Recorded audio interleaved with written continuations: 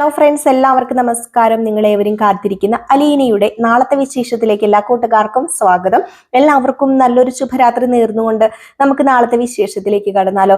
അങ്ങനെ ഇന്ന് അവസാനമായിട്ട് കണ്ട ഭാഗം നമ്മുടെ രേവതിക്ക് വേണ്ടി മാമച്ചനും ഗ്രേസിയും കൂടി കുറച്ച് ഡ്രസ്സുകളൊക്കെ മേടിച്ചുകൊണ്ട് വന്നു.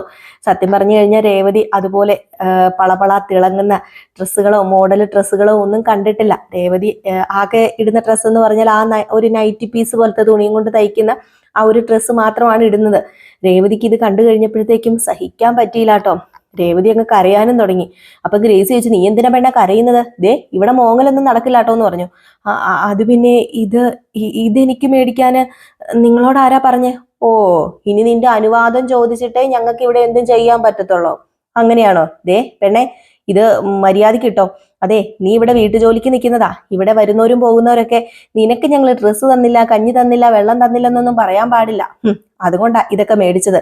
നമ്മുടെ ഗ്രേസിക്ക് സ്നേഹത്തോടെ പറയാനൊന്നും അറിയില്ല, അതുകൊണ്ടാണ് ഗ്രേസി അങ്ങനെ പറയുന്നത്. പക്ഷെ അതൊന്നും അല്ല കാര്യം. ഗ്രേസി നല്ലൊരു മനസ്സിന്റെ ഉടമയാണ്. മാമച്ചനും അതെ. അവർക്കോ മക്കളില്ല.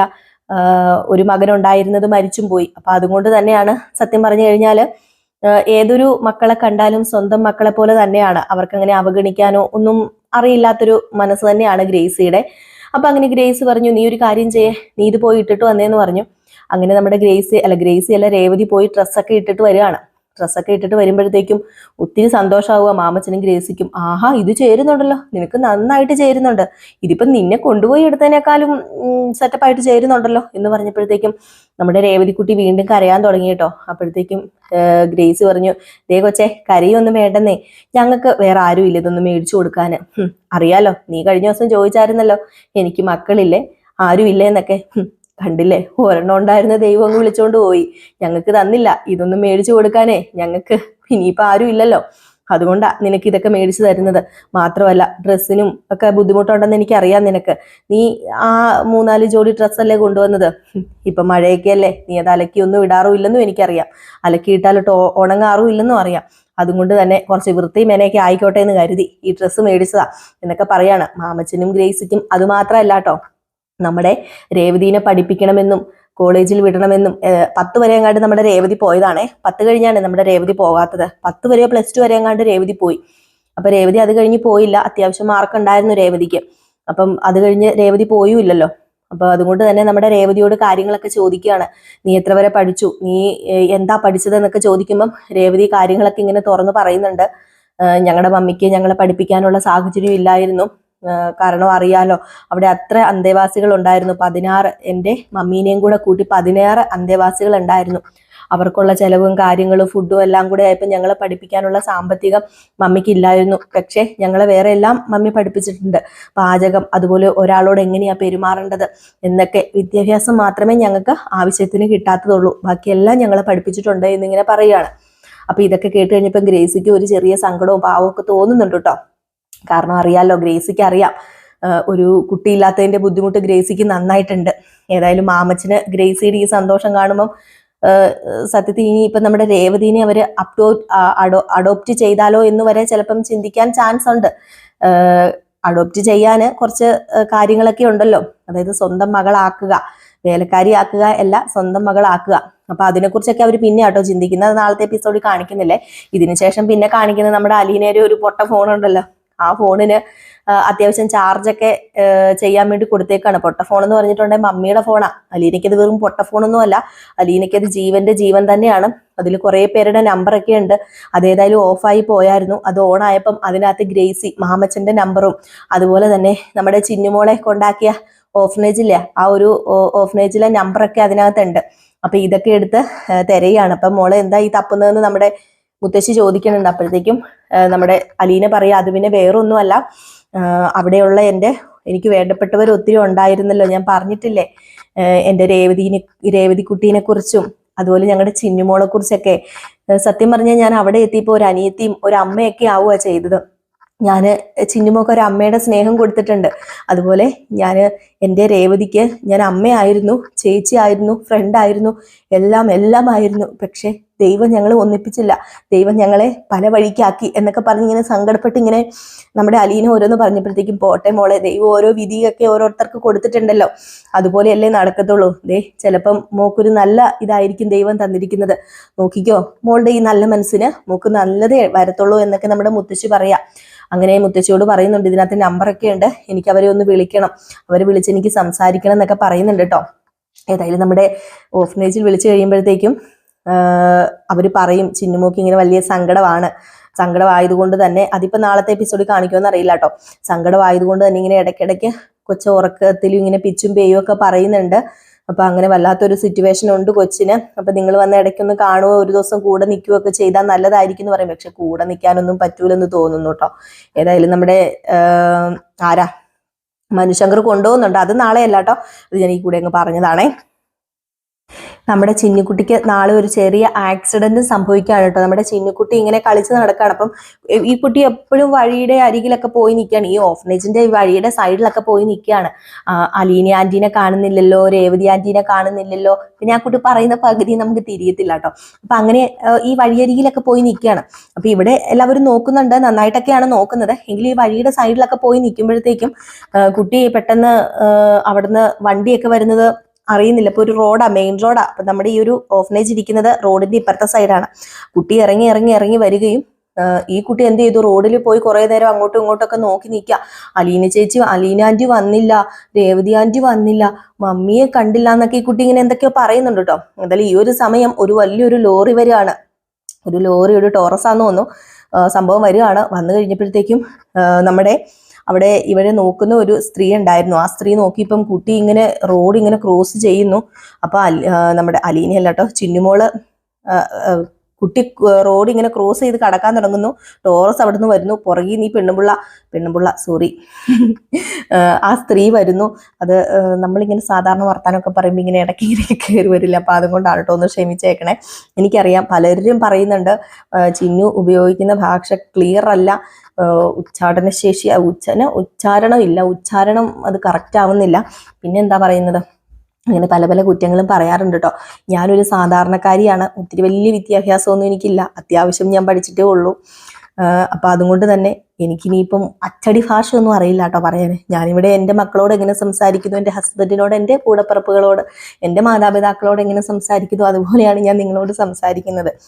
കാരണം എൻ്റെ ഒരു കൂട്ടുകാർ സംസാരിക്കുന്നു, അല്ലാതെ ഞാൻ പ്രത്യേകിച്ച് ഇവിടെ വന്നു നിന്ന് നിങ്ങളെ ഇംപ്രസ് ചെയ്യിക്കാൻ വേണ്ടി ഇനിയിപ്പോൾ അച്ചടി ഭാഷയിൽ പറയാൻ പറ്റുമോ, അങ്ങനെയൊന്നും എനിക്ക് തോന്നുന്നില്ല കേട്ടോ. എനിക്ക് പറ്റുന്നു, ഞാൻ പിന്നെ പരമാവധി അക്ഷരത്തെറ്റുകൾ വരാതെ നോക്കാം. പിന്നെ നമ്മൾ രാവിലെ ഈ വീഡിയോ ഇടുമ്പോൾ ഹെഡ്സെറ്റും കൂടെ വെച്ചാൽ പറയുന്നത്. അപ്പോൾ അക്ഷരത്തെറ്റ് വന്നാൽ ചിലപ്പോൾ നമ്മൾ അറിയാതെ അങ്ങ് പോകും, പെട്ടെന്ന് പറഞ്ഞു പോകുന്നത് കൊണ്ട്.